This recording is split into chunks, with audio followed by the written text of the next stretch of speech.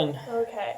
So, I grew up in a Christian home, and I went to Awanas, and I went to Max, and I knew a lot about Jesus and God, and I knew a lot of the facts, and I was really good at like memorizing verses and taking Bible tests and stuff like that. But when I was younger, I didn't really realize that you should have a relationship with Jesus, and it's not simply just knowing stuff.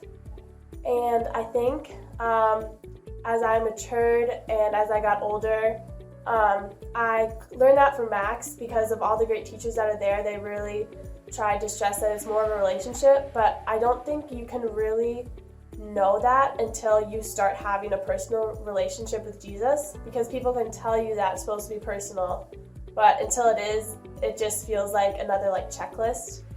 And so when I was in 8th grade, I started coming to Lost and Found youth group, and I got connected with Laura Bryan, and she became my mentor, and that really helped me because that was an older figure I could look up to, and she taught me a lot, and it was someone who I could talk through my problems with and talk through what I was feeling about God and how to share my Christian faith and how like it works going into high school.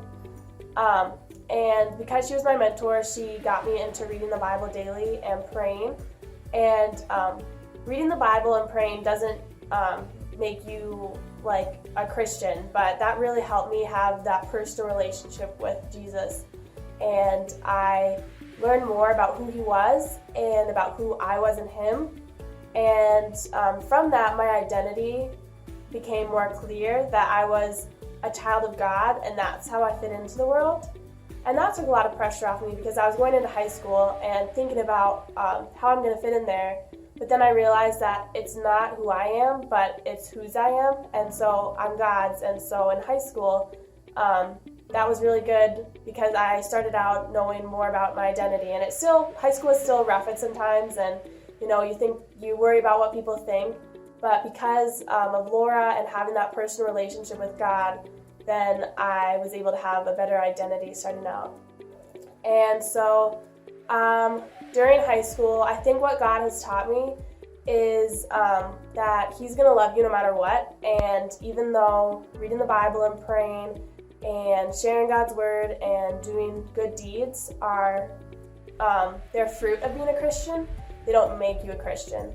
And he's still going to love you no matter what you do. And doing those aren't to earn his love, but they're kind of an outward expression of his love because you feel it inside of you.